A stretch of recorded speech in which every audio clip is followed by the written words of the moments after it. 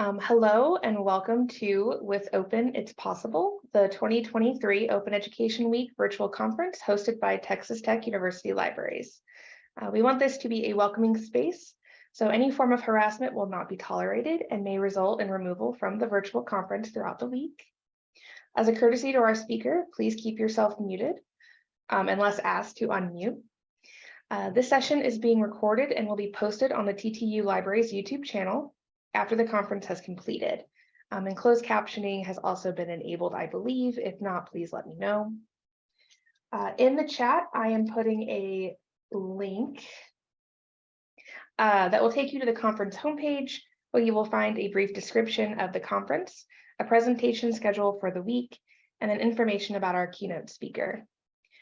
Please use the chat feature to submit questions at any time. I will be monitoring questions as they come in and ask them to the presenter during the Q&A portion of the presentation. If you would like to ask a question anonymously, please chat with me directly and make sure to indicate that this is an anonymous question. You are also welcome to turn on your camera and verbally ask questions during the Q&A portion. Now, I'd like to introduce our keynote speaker, Jeff Gallant. Jeff Gallant is the Program Director of Affordable Learning Georgia, an initiative of the University System of Georgia intended to promote student success and foster educational equity through supporting the adoption, adaptation, and creation of affordable and open educational resources by USG faculty and professional staff. Jeff regularly consults with new open education programs and presents on program management, strategic planning, grant programs, data analytics, and reporting. Jeff has also been a mentor in the Spark Open Education Leadership Program since its inception in 2017. And with that, I'll turn it over to our keynote speaker, Jeff. Thank you so much, Sabrina, and thank you for having me here, Texas Tech. Happy Open Education Week to everyone. You've got a really cool program ahead of you, and I'm going to include a little bit of that in here today. So I want to start out, though, with a warm-up question, and I would like you to use the chat for this. What do you want to do with open education? This is an open-ended question, of course it is. Anything that you would like to do with it, no matter what you heard about it, no matter what you know about it, type in the chat what you would really like to do with some part of open education. I will take you through what open education means later, but just in case.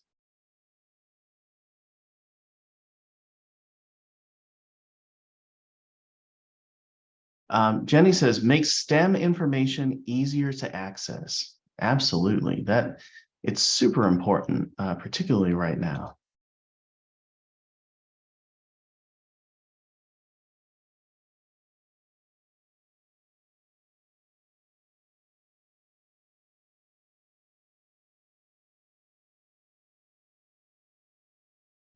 Tom says, develop curriculum for learning more about government info. So we're already talking about increasing access. We're talking about developing new materials to fit a curriculum, exploring student roles in OER creation as pedagogy, right? So students actually making stuff as part of the learning process and sharing it out. Sarah says, make more visual and media-based OER available. Right, it's not just textbooks.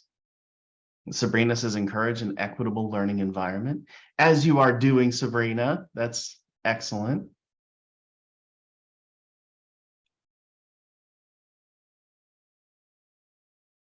All right. If you have more, if you're still typing, go right ahead and add them in. I'm going to keep going now.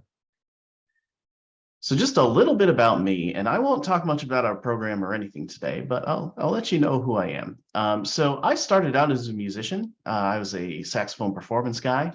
I was at UMass and then I was at Northwestern. So had a little bit of time in Chicago, a lot of time in Massachusetts. And then I became a librarian. I started out at Simmons University, where I got my MLIS, and I moved down to the very southern tip of Georgia, right on the Florida line, over at Valdosta State University. I became their e-resources librarian and a reference librarian. I became the affordable and open education resources manager and then later director as a part of that same system that Valdosta is a part of, the University System of Georgia. One of my big hobbies is playing video games. I play things from the early days all the way up to now. I've got a new VR headset, very excited about it. And I am the dad of the cutest dog ever, in my opinion, Rocket. She is now about 3.5 years old. She loves jumping at the TV whenever there's a husky on screen. She chases lasers around like a cat, and we take her on very long walks because she's got an infinite amount of energy. If you hear some random chewing going on in the background, it's because I bribed Rocket today with a big treat so that she wouldn't be waiting for me to take her outside. So today we're going to cover 3 big things. What open education is, some of you know this very well, others may be very new to it. What's possible with open education? And the way I'm going to illustrate that is related directly to this week and this event. And then the third thing is going to be about what open should be. What is missing so far, or at least missing at a larger scale? So I'm not going to come in and just say, here's open, isn't it great? There are things that need to be done in open for us to be able to make it work even better. So the first thing that we'll do, let's talk about what open education is. And I'm going to start before a lot of explanations about open start. I'm going to start way back with Paulo Freire's Pedagogy of the Oppressed. If you are an instructional designer or you've studied educational theory, you've probably at least read passages of Paulo Freire's stuff. He looked at how an unequal society is mirrored in the model of education that we've taken on. The idea that education's transactional, that you have a teacher, the authority, at the front of the room, dispensing information, depositing information into students who then holds that information for later. He called it the banking concept of education. A lot of times now people will say it's the banking model of education. In some ways, it is somewhat practical. It exists to this day. It's easy to have one central node transmitting information outward. It's much harder to have a more complex system than that. But this has been the model for most of the time. He wrote this back in 1968. We still see this plenty today. Open education as a term really came about in French at first by Claude Paquette. He is Canadian. Canada is very heavily involved in open education. I don't think it's Claude Paquette's fault, but it kind of got started around here. Dr. Tanis Morgan over at, I believe she's over in BC. She translated an old Québécois French article by Claude Paquette about une pédagogie ouverte, an open pedagogy. The idea was that students should not be following just this banking model of education. They're not the receivers of a transaction. They are participating in their education. They're participating in other students' education. Information goes back to the teacher / the facilitator, whoever is making this educational process happen. And they're working with each other to create new information. They are not just receivers of the information that is coming to them from authorities. They are also contributors. They're people who are going to be the future of information itself. So what Claude Paquette's talking about especially is the educator's not cramming knowledge into students' heads. What they want to do is help them find their way. We are overwhelmed with information. Even back in 1979, when he wrote this, we were completely overwhelmed with information. And so if we can help people find their way, according to their own experiences, according to the knowledge, the inherent knowledge that they have based on what they've experienced, then that's education. That is student success. So open education didn't start with resources. It didn't start OER. It really started with OE, and it was more part of what we would call critical pedagogy. Now, open resources themselves didn't start with education. They started with things like the free software movement and open source software. I'm sure that when you got started looking at open educational resources, you went, oh, open source materials or open source textbooks. Now, of course, the source code, as you probably figured out, is not that important to most open educational resources unless you're creating new interactive materials and coding them from the ground up. But it really did start from that open source software movement. And this movement didn't start by trying to make things free of cost. The idea of free software was free as in you are free to do with it what you will. So if you make some software free, if you put what was the GNU General Public License on a piece of software, then you were giving users some permissions. There are 4 freedoms. The first one was to run the program. The second one was to study and change the program in source code. The third one, although it's 2 because they start with the 0th one, old tech, to redistribute copies. So not just create the copies, but send them out. And 3, to distribute your modified versions of those materials. So it's not just that someone in an open source community creates a program and then it's free, yay, everybody uses it and it's free, and they wait for that one developer to create a new version of the program. The people who use that software will often know how to make modifications to it, and they'll go, okay, well, I encountered a glitch over here. In a transaction model of software, you would go, this is on you. You must fix this, and we will wait for the new version. In an open model, you would go, I found this glitch, and I think I know how to fix it. Okay, I fixed it. So here's this build that I made of it. I'm going to send it over to you. And then they go, oh, okay. So, hey, kudos to X user over here. Here's this new build with that glitch fixed. So an open community is one that is connected and a little bit more decentralized, quite like the critical model, the non-banking model of open education. And they talk a lot about what we talk about in education too, that software or digital resources at all, they differ from material objects. You can't just copy gasoline and paste it. You could copy and change a Word document very easily. You can do that with a photograph. The technology that we have, that's why software is useful. We believe a program's users should be free to take advantage of them, not solely the developer. So even here, they're saying this isn't just about free resources. This is about the freedom to be able to make changes, make it your own, make it better. So that's the cool thing about open. Oh, I've got a mouse wheel that's going off the rails. So when we moved into having open educational resources, moving that free software model over to OER, David Wiley started with 4 permissions, the same way that the software folks at GNU GPL did for software.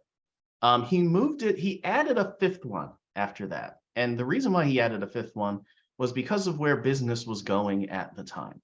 So the 4 R's were reuse, which is the ability to not just use the content once, but you're able to reuse it in any context.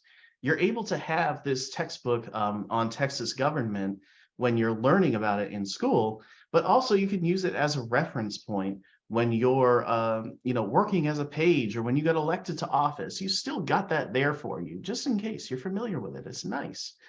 You're able to revise it. So in the Texas government example, the laws change. And in a transaction model, you would then go over to someone and say, hey, the law's changed. You need to change this. But in an open model, I could go, hey, the law's changed. I know all about this. I can change it. I'm going to send it over to the author. The original author goes, hey, That's pretty cool. And here's the published version. We're going to add this in. That's nice. I made a little bit of changes for the tone, and there it is, our new revised version for 2023. Remixing. So let's say that I was teaching US government and I was over in Georgia, and there was a big change that started in Texas and moved over to federal law. I could go to that Texas government thing. I could take part of it, could move it over into my open thing about US government. And suddenly I have remixed my text with someone else's. A lot of times in the past, when we just had commercial resources for the most part, we would say, okay, well, read chapters 1, 2, and 3 of this, then go over and read this thing, then come back and read chapter 4, then read chapter 12, and then read chapter 6. You can recombine things to be in the right order for your curriculum. You can bring in other open things so long as everything's open, and if they're open, they're interoperable. We can combine them together. That is the difference between revising and remixing. Revising, you're making changes. Remixing, you're bringing things in together. And redistributing. So, of course, just like with free software / open source software, you should be able to not only make your own copy for yourself, you should be able to distribute exact copies or your revised copies with the world. Now, David Wiley added a 5th R, the right to make, own, and control copies of the materials, the ability to retain. That's because at the time, textbook companies were creating digital versions of textbooks, and there were rentals that would disappear pretty quickly. Rentals started out, at least, as being, 1 semester or 1 year. And let's say that you withdrew from a course, or you did it incomplete and you had to return to it, or you failed and you had to come back the next year. You'd have to rent it again. You want to reuse this Texas commercial government thing that you rented for a semester, 3 years later, because you're working in it, too bad. You got to go out and buy it again. So retain is the ability to not have disappearing ink, making it open all the time. It's not going to just suddenly disappear after a certain term. Now, open, because of what we talked about, can increase savings. We already talked about how you can freely distribute copies of these materials, and you can distribute your own revised versions. So, yes, you could totally save students money over what they used to purchase. But there's more to that. Not only do you save students money if they were to purchase the original commercial textbook, but a lot of students don't even purchase that textbook. There are years and years of Florida Virtual Campus surveys. They exist on the repository. It's hard to point to one of them because right now their newest one is kind of in the ether a bit.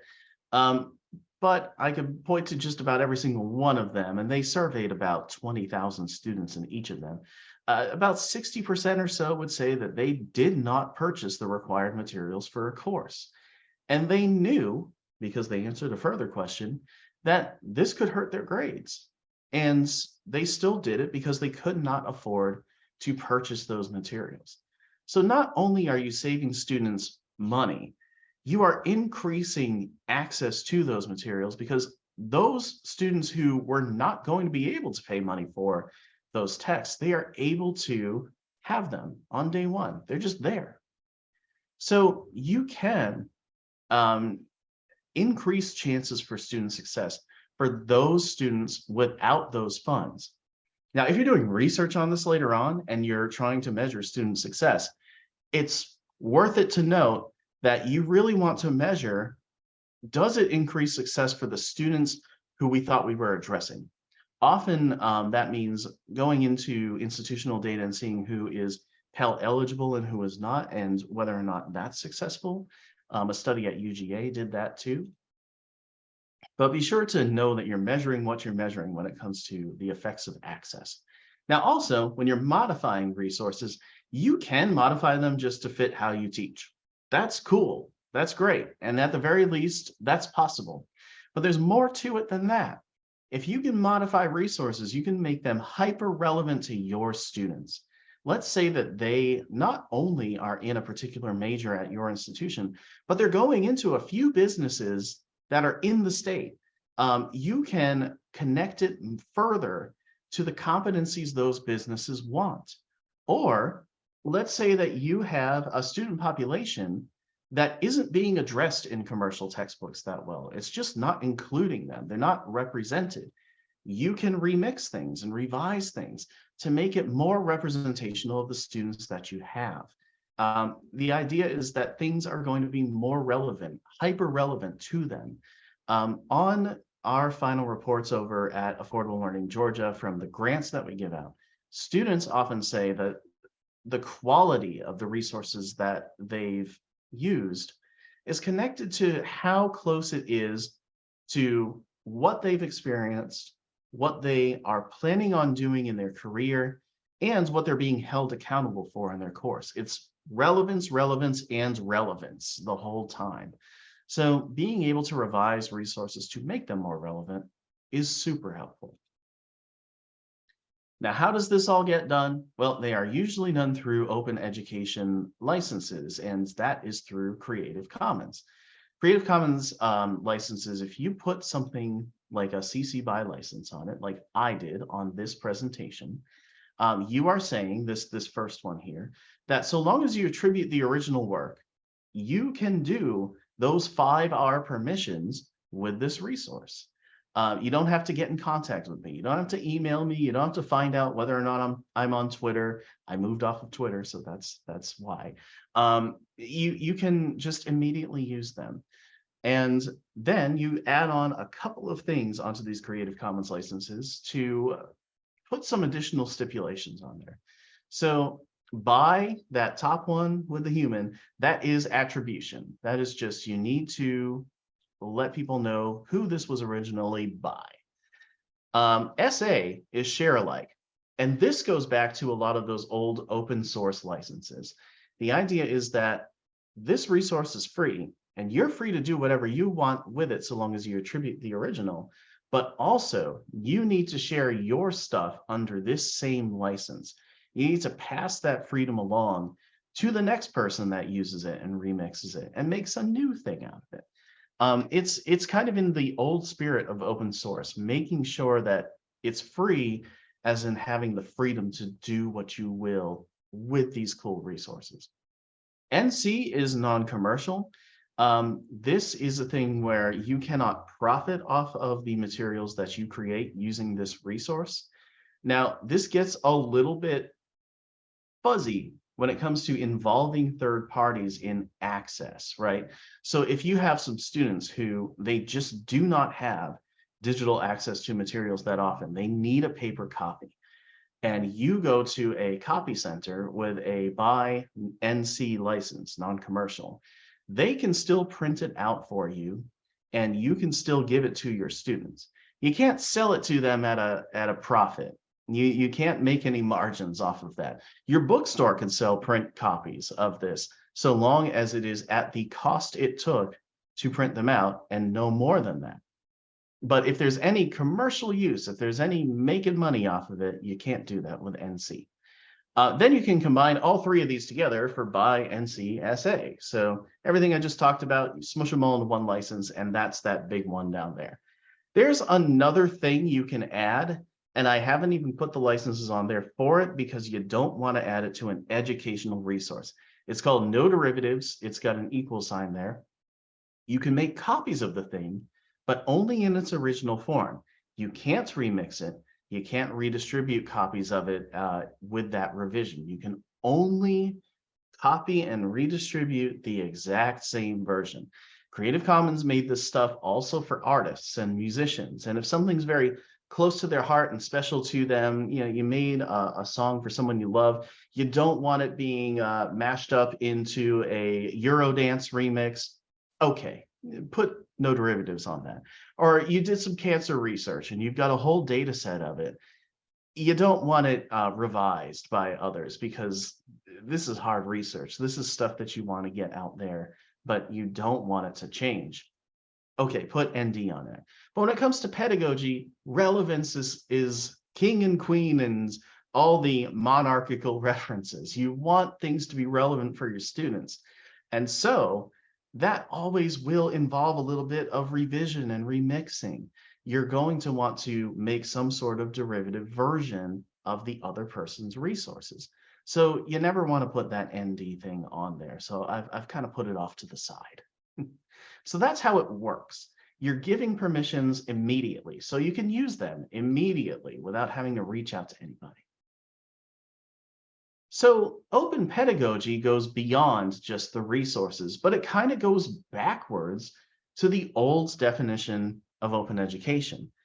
By using open educational resources and by having your students create new open educational resources or remix old ones or edit old ones, you're able to now start building a community of folks who are creating new educational materials that will help other instructors, other students. You could bring it over to an open publisher to get it out even bigger at a larger scale, a higher quality of images and copy editing. Basically, open pedagogy is what happens when you use OER and let your students work together to not just create new things on their own, but create things with you too. Now, this can get into labor discussions a little bit. Be careful with open pedagogy, because if you're saying, well, students can make things, great, I'm just going to have them make all of these things for me. I will command them to make X, Y, and Z, or else they get an F, and then they make it for me, and hooray, I have it, and now I will distribute it out because I didn't have to do any of this work, hooray. That's not good. That's kind of back to the old transactional model of education, and that wouldn't be great. You want to involve students in the process. You want to make sure that what they're doing is geared toward their own learning of this material and learning how to teach and learning how to create stuff. One of the cool things about writing professions like technical writing and stuff like that is that if you involve your students in the creation of these resources, you're involving them in exactly what they're going to be doing later on, which is so cool. So yeah, involve composition students in music educational resources for like online ear training dictations and stuff. And suddenly they are writing little melodies that involve a certain concept. And they start learning more creative concept as a result. Like open pedagogy brings the digital world of open educational resources and the openness as in freedom of open software and puts it into the decentralized model of education where students are teaching each other, faculty and professors and teachers are teaching students and helping them learn and find their own way through this digital world, along with creating and revising. So it's kind of a bigger mashup of a couple of different things, of the idea of critical pedagogy finding a place and also for resources to be shared more openly. So open education is all things OER, including increased access, including zero costs, and including open pedagogy. So when we talk about open education writ large, it's all the things. UNESCO has stuff about open educational resources, but it really goes into open education. Their 2019 recommendation on open educational resources has a lot of great stuff to say about how this can be used globally. Being able to have a broader range of innovative pedagogical options. I mean, imagine a connected world where we're all doing OER together. It would take us way less time to create a basic set of materials. And instead, we would focus on making teaching and learning more interesting over and over and over again. Here's the nightly build. I found this little glitch over here, and I found a way to get students a little bit more engaged. And so check this version out. That's that kind of quiet energy and open that I think is really neat. And also regional and global collaboration is possible. It doesn't happen as much as it should. even among countries which speak the same language as each other. It doesn't occur as much as it should. There needs to be a lot more infrastructure for that to happen, but I really do think, as UNESCO thinks, that it's important to open education.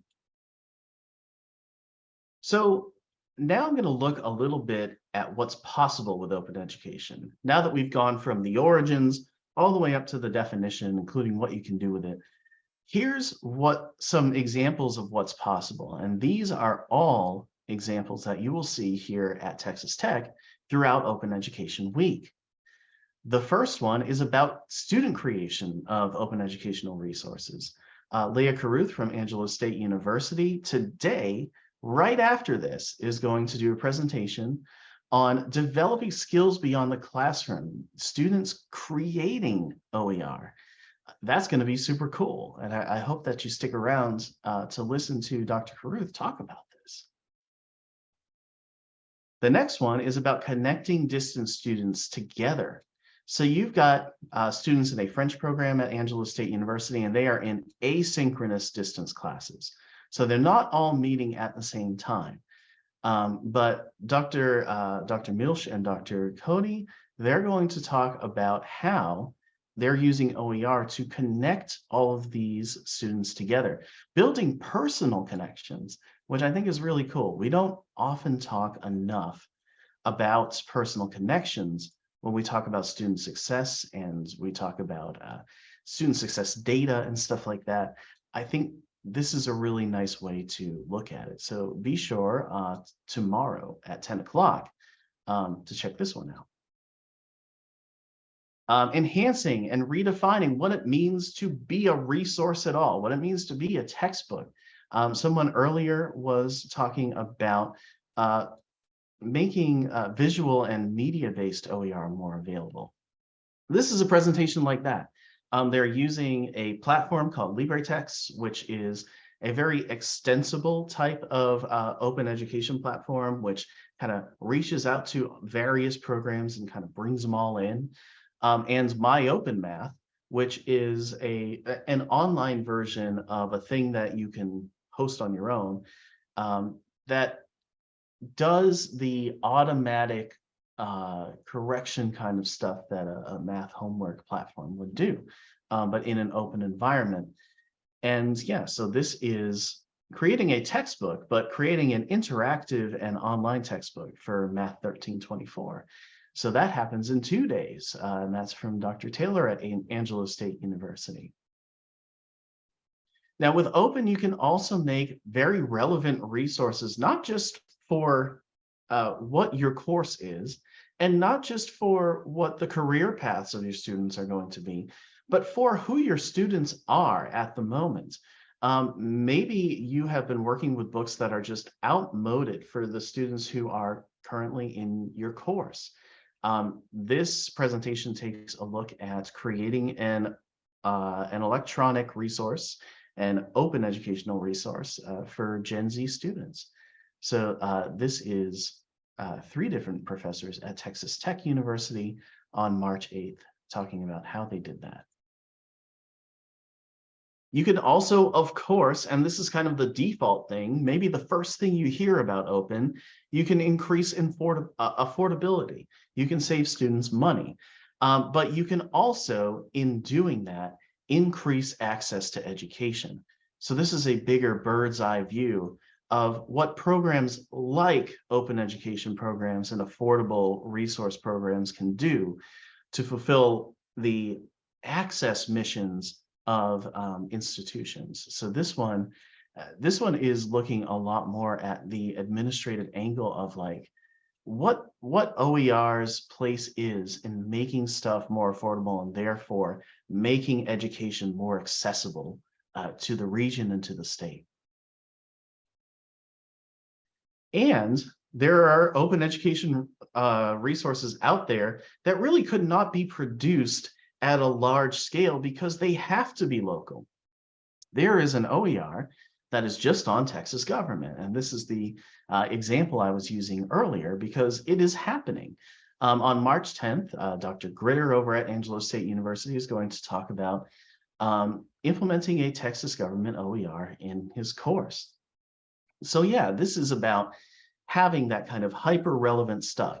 It's one thing to learn about how to operate in state government or how state governments operate with businesses. It's another thing to take a look at your state and where it is at the moment, and make it far more relevant for the students who are working and living in your state. So this is going to be really cool too. So yeah, I went through the possibilities of open just through what people are going to be sharing during Open Education Week here at Texas Tech. I wanted to end this part by talking a little bit more about what open should be, what it should have, and what it doesn't quite have on a national or global scale just yet. We need to think about ways of moving forward. It's great that we already have what we do, but it would be even better if we could improve open at scale for a few more things. So, for example, open should be accessible to everyone. When we talk about open educational resources, we often say, well, they're free. So then everybody has access to the educational resources that they need. And in a way, that's true. You have access to the files, but let's say that you have a very visual open educational resource. It is focused on images, photographs. Think anatomy and physiology, right? You need images in order to get through an anatomy and physiology course. You can't just talk in the abstract about the structure of an arm. You can't. It has to be photos, right? And if you have trouble seeing, you're going to have trouble going through an image-based OER that doesn't have any alternative text to it.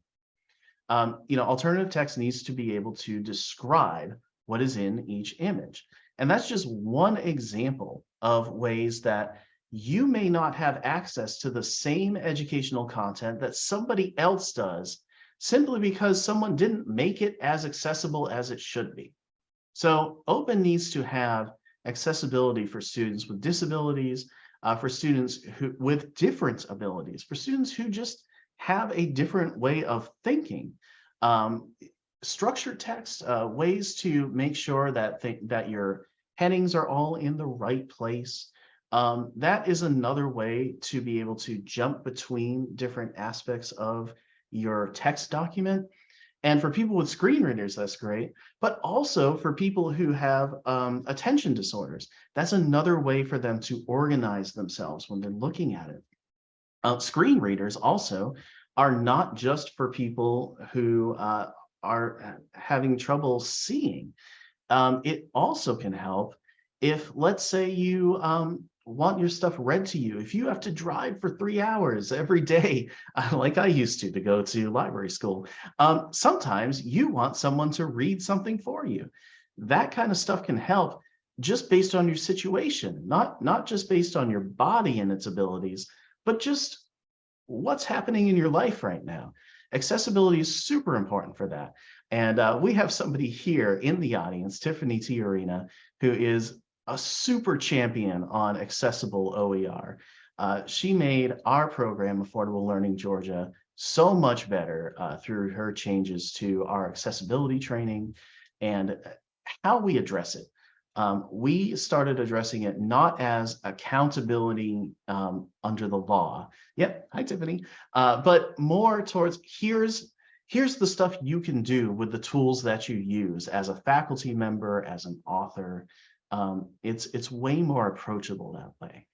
So it's not about ADA necessarily. It's about doing the right ethical thing. And here's how to do it. Here's how to do it very easily.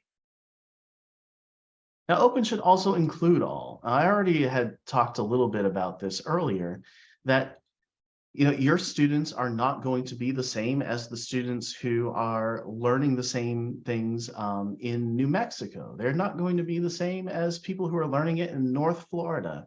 They aren't going to be the same as people who are learning it in Detroit. You want your resources not just to be relevant to what someone's career path is or their goals, but also to their own experiences.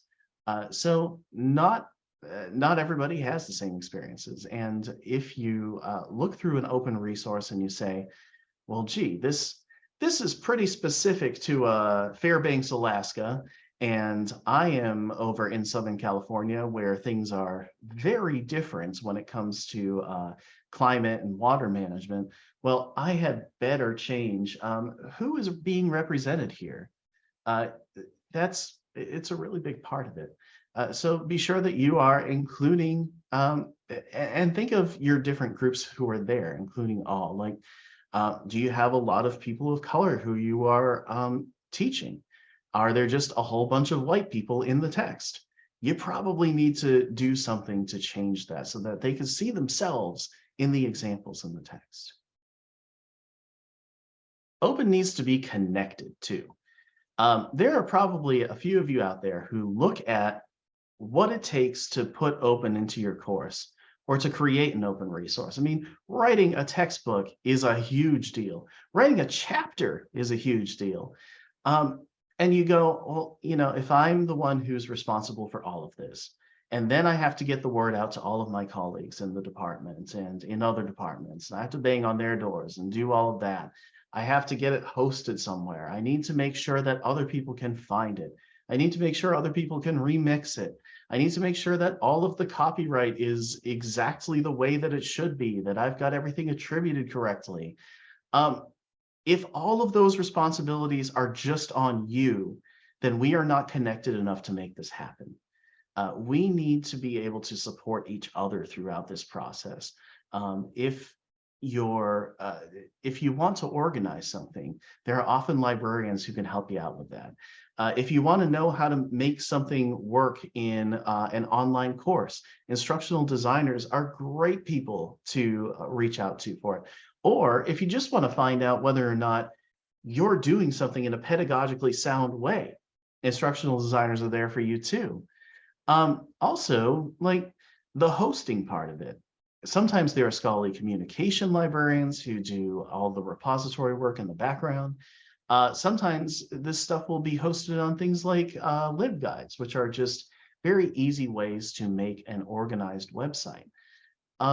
Yeah, there should be a lot of help out there for you, even just within your own institution, if not within the global community for the subject that you're working in. It's not really there yet, especially globally or nationally. There's no real easy hub to just join. Merlot kind of does it over in California, but it's not quite there. If you had everybody who was teaching and learning within a particular subject, sharing their materials with each other, improving on them, creating new versions of them, answering each other's questions, you'd have this kind of connection that I think would make open shine. And it should be easier. We should have platforms that make it very easy to share your stuff out with the world under Creative Commons license, pick those up and change the things that you want and share those under your own title, your Creative Commons license on there too. There should be versions that branch off of each other and you know exactly which ones are which and what happened to which one, and you can go all the way back to the first version. That should be a really easy way. Like someone should be taking care of that who isn't the professor who needs to teach this within 2 weeks, right? It should be easier for you to suddenly pick something up, and it should be easier for you to participate too. Right now, it's a whole bunch of email and Word documents and metadata. And while librarians are doing a lot of cool information infrastructure stuff behind the scenes, and so are instructional designers, it just needs to be a little bit more organized. If we had a bit more of a centralized organization that could get these groups together and get like special interest groups. So people who are focusing on accessibility in OER had a space to talk with each other about just that, and maybe release guidelines or, you know, release recommendations to people who are creating the open creation platforms. That would be really cool. And we are not there yet. A lot of communications in the open space are on things like Twitter, and it's really hard to get in contact with people on Twitter now. I was just talking with Sabrina about this. Twitter wants you to go and read these sensationalist things out there. They want you to read these ads. They really don't want you to connect to the people that you're following anymore. I'm off of Twitter. So if you search for me there, you might find the Jeff Gallant, who is a shark biologist in Canada and is way cooler than me, but you won't find me. Yeah, we need a space where everybody can get together and officially talk about all things open, without all of those other interests being served elsewhere. And open should have support. You should not be the only one doing this ever. If you find that, well, of course, I don't have the time to do all of the open things to get things into my course, then there should be at least one person you can reach out to help you out. And at Texas Tech, you have Sabrina. I would say that the Sabrina to faculty ratio at an institution should be larger. You should have 20 Sabrinas at Texas Tech, and that model should be everywhere. Unfortunately, that's not the case at most places, but Sabrina has made this easy. You could schedule an OER consultation with her. Right before the page that this whole schedule is on is the Open Educational Resources page for the library, and that OER consultation button is right there. So if you're at Texas Tech and you need any help with open stuff, anything that I talked about today, anything beyond what I talked about today, Sabrina will be there to talk with you about it and to help you out. And we need people like that at every institution, in every system, in every consortium, in every group of consortia, those big multi-state compacts. We need somebody in all of those to be the OER person and to be to be named Open Educational Resources Librarian or Open Educational Resources Instructional Designer or Open Education Administrator. Support is crucial for open. We can't outsource that support. It has to be us. So we are now at 12:50. So I wanted to open this up. I know that I read it as 50 minutes and then 10 minutes, but I don't think that was exactly the case.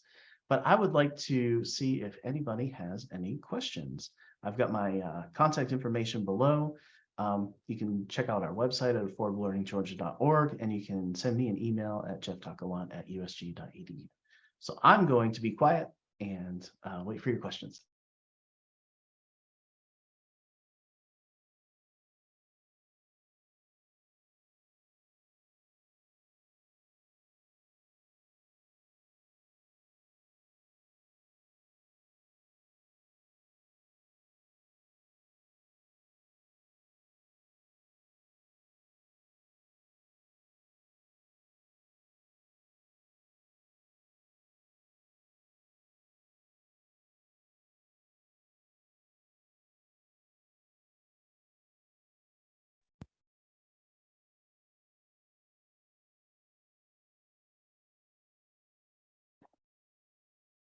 Jeff, this is Joseph. Hello. Yeah, I was gonna maybe pick your brain a little bit on the labor discussion, around OBR. When it's good, maybe a good thing for students is a good deal all around for them, and when maybe it's easy to get into some ethical issues, because you mentioned that a couple of times. And do you mind expanding on that just a little bit? Well, okay, so when we start talking about open pedagogy, it's very easy for us to talk about student creation and just assume that if students are creating educational materials, then it's good for them, then they're learning. I think that it's going to vary case by case, but if you're going into doing any kind of student created materials activity, you have to consider how it affects them. So is this a lot more work than it used to be in the course? If it is there any accommodation for, like, are the deadlines set in such a way that it makes sense? If they're going to be sharing their stuff in public, do they have the ability to opt out of it? Are they aware of the of the fact that when you put a Creative Commons license onto a resource, that is irrevocable. It is free forever. It is open forever. Do they know that their stuff can be remixed and revised? Do they know what that means? Do they know when it doesn't mean that it's fitting the open license, and where infringement happens, even if you put an open license on something? I think there's a lot of training involved, and you have to kind of balance out, am I giving my students a fair amount of work that will enhance their learning? Am I measuring that later? Do I know that what I'm doing is better than what I've done before for them? Or am I just making them work? You know, I think it's going to be a very individual exploration of ethics in a way, but it is something you have to do. A lot of people at the bare minimum will have a form that students sign, and they will either opt in or opt out of sharing their their resources with the world as OER, or keeping them within confidence. Does that make sense? Yeah, that makes sense. Thanks. No problem.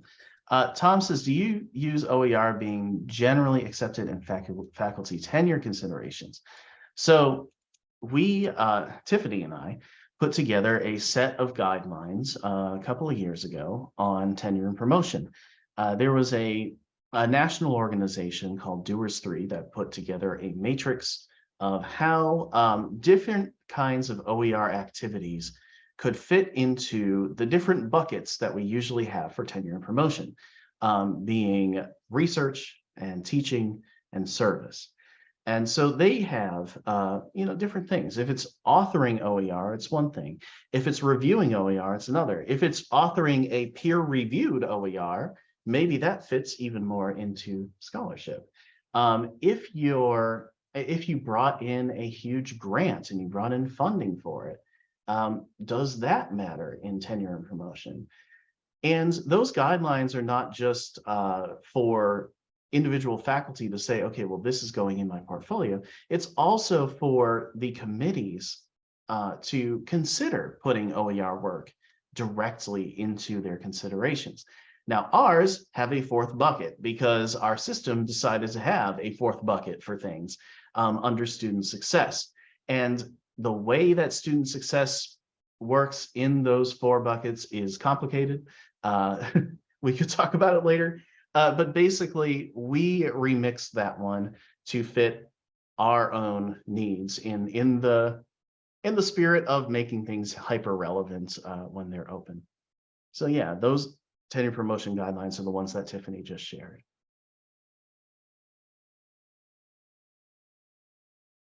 Yeah. Oh, and Sabrina linked to the Doers 3 tenure and promotion guidelines. Thank you.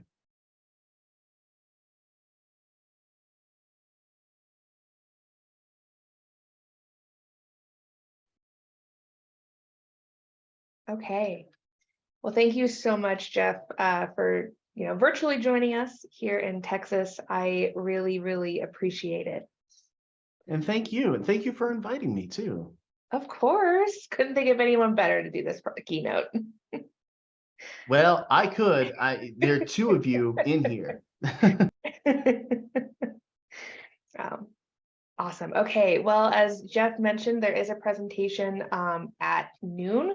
So if you haven't already, go ahead and register for that and hop on over. And Jeff, of course, you're welcome to register for any of the other sessions this week if you would like.